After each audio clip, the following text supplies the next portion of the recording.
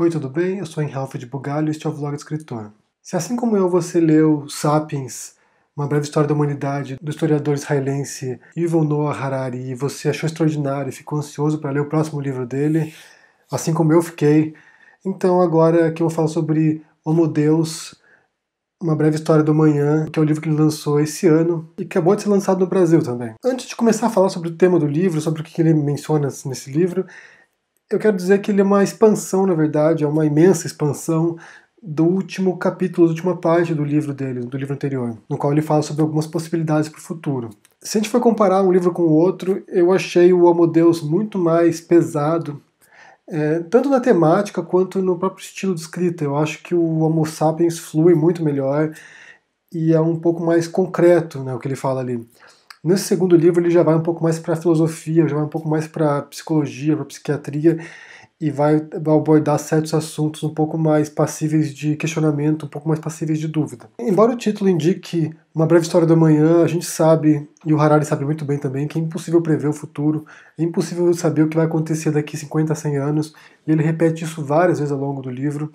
Então ele não está contando a história do futuro, ele não está tentando fazer previsões ou fazer profecias, ele não tem como controlar isso, mas na verdade o que ele está fazendo é uma história do presente. É um relato do que está sendo feito hoje, na ciência, entre os biólogos, entre os cientistas. E se isso for levado adiante, e se isso for potencializado, aonde poderia nos levar? Para o Harari, a história da humanidade se resume em 3 buscas essenciais, que é a busca pela saúde, por uma vida melhor, né, uma vida mais saudável, a busca pela felicidade e a busca por poder. São as 3 grandes metas da humanidade, e ao longo da nossa história, como Homo sapiens, foi o que a gente tentou. Seja através da ciência, seja através da construção de cidades, seja através das guerras, tudo isso se resume a essas 3 grandes buscas. Se nossa espécie realmente busca essas 3 coisas, já são outros 500, eu não sei se poderíamos resumir essas 3 buscas, mas talvez, se a gente assumir o argumento dele, a gente vai ver que faz sentido. Todas as nossas conquistas são para suprir essas 3 necessidades. Outro tema que ele abordou no livro anterior e que ele retoma nesse segundo livro é o fato da transição de um mundo com divindades, de um mundo que é fundado na noção de Deus, de respeito às leis divinas, para um mundo sem Deus, que é o que acontece durante a Revolução Científica. No fundo, não importa se você, como indivíduo, acredita que Deus existe, que os milagres existem, que santos fazem milagres, ou que a nossa alma vai para o céu depois. Isso não importa. O que importa para ele, o que ele diz no livro também várias vezes, é que a partir do século XVI, quando a Revolução Científica toma forma, os fenômenos naturais, a nossa existência deixa de ser fundada em Deus e passa a ser fundada no que ele chama de humanismo.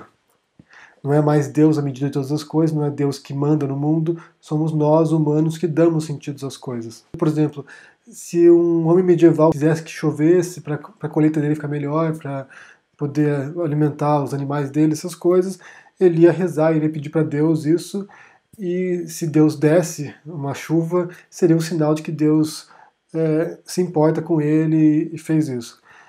Hoje em dia não, hoje em dia se a gente quer que a colheita cresça melhor, que os animais não morram de fome, você tem vários recursos que prescindem de Deus, que você não precisa pedir Deus uma chuva, você põe lá um sistema de irrigação, irriga a sua plantação, você tem um alimento processado que você pode dar para os animais, então você não precisa que Deus te ajude.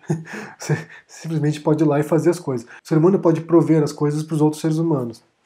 Então o que eles chamam de humanismo é, acima de tudo, uma noção ideológica, né? Mas também é a maneira real como a gente interage com o mundo e como a gente transforma esse mundo. Outro tema que ele retoma também nesse livro são as 3 instâncias de existência do ser humano, né? Que uma é a nossa existência física, né? A gente está no mundo aqui, a gente está realizando coisas no mundo. Uma outra é uma instância subjetiva, então nossos sentimentos, nossos pensamentos individuais.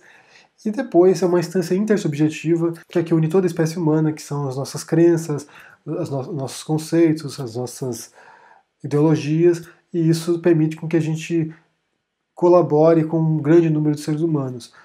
Por exemplo, um computador que você está usando aqui, você tem peças feitas na Tailândia, peças na China, peças nos Estados Unidos. Então é um trabalho coletivo e eu estou usando esse computador para falar com você que está em outra parte do mundo. Então, nesse caso é o capitalismo que permite isso. Nesse caso é a tecnologia, mas que é uma ideologia que permeia todas as coisas e que nos permitem colaborar mutuamente. Então, para o Harari, quando há essa passagem de um mundo agrícola, né, uma cultura agrícola que tem Deus como o alicerce, a gente passa por uma cultura humanista que é o ser humano está no alicerce, e daí a gente define certos valores morais que a gente tem que respeitar, que é o respeito à vida, respeito à liberdade, respeito à livre expressão, e isso são tomados como valores universais, valores atemporais que a gente tem que respeitar.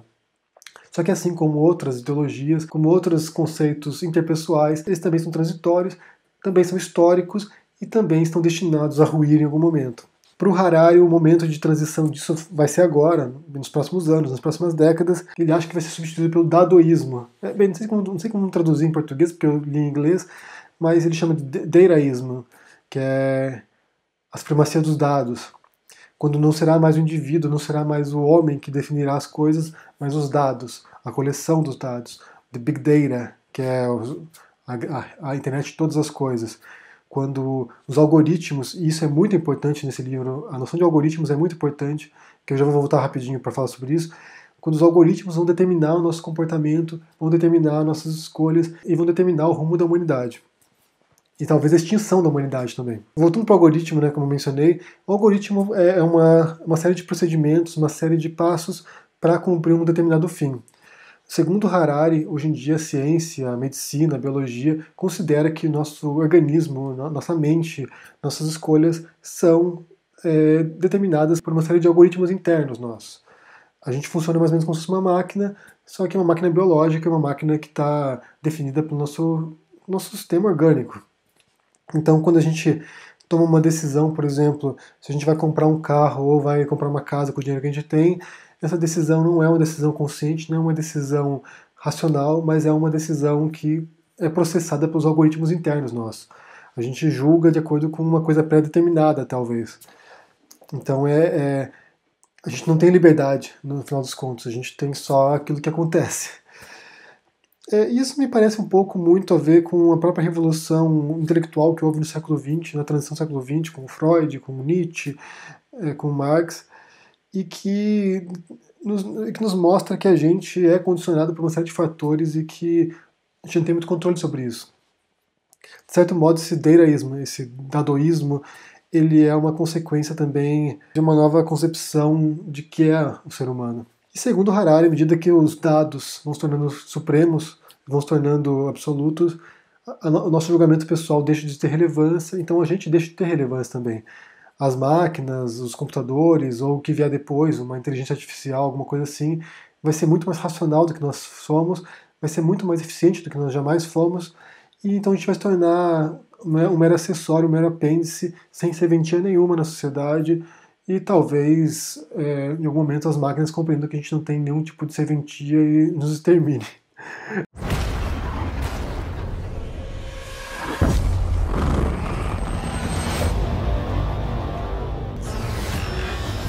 Bem, isso sou eu que estou falando, né? Ele não fala sobre isso.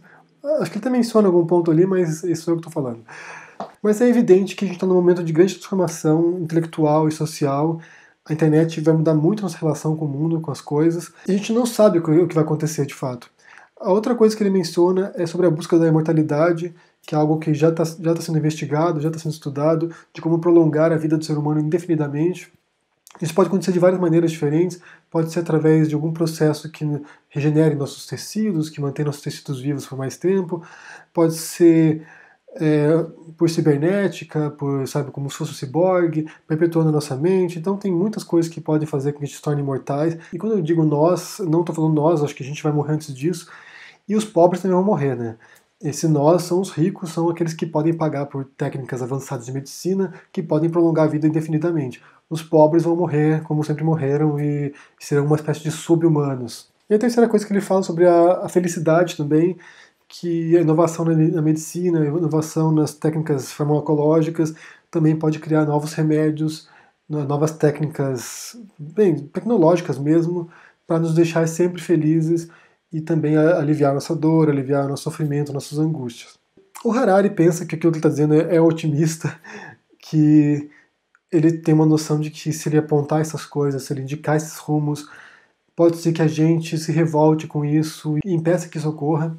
Eu vejo de maneira muito mais pessimista. Eu acho que a partir do momento que começar a surgir uma nova classe de humanos muito mais inteligentes, muito mais poderosos, muito mais influentes, a nossa espécie vai entrar num processo degenerativo de desintegração mesmo. E também não sei dizer também se vai ser daqui 100, 200 anos. Eu não acho que a nossa espécie vai estar aqui daqui 300 anos, por exemplo. Não sei se a gente vai conseguir reverter um monte de destruição que a gente fez no planeta. Não sei se a gente vai conseguir evitar algum tipo de guerra total que destrua a nossa civilização. Não, realmente não sei, não sei. Esse livro do Harari proporciona várias questões fundamentais, vários pontos para indagação. É bastante inquietante em alguns momentos, assim como o anterior também era. O anterior acho que era mais inquietante até do que esse, para ser bem sincero. Ele vai para uma linha mais filosófica, eu acho. Mesmo assim, é um livro muito bom, é um livro muito bom. Eu prefiro o primeiro, eu acho que o primeiro me apresentou mais novidades, mais coisas diferentes. Esse segundo aqui, como é mais especulativo, ele já vai mais para uma linha de ficção científica até.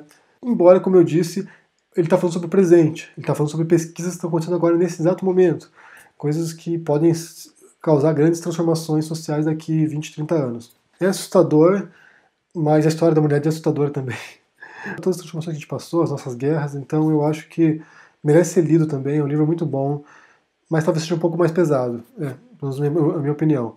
Se você ler o livro aí, me diga o que você acha, me diga também qual que você acha que é o rumo da humanidade, para onde a gente vai, o que pode acontecer daqui 50, 100 anos na sua concepção, se a gente vai estar melhor no futuro, se a gente vai estar pior, me diga aqui no comentário. E dê um joinha se gostou desse vídeo, assina o canal se não está ainda, e a gente se vê por aí. Abraço e até mais. Tchau.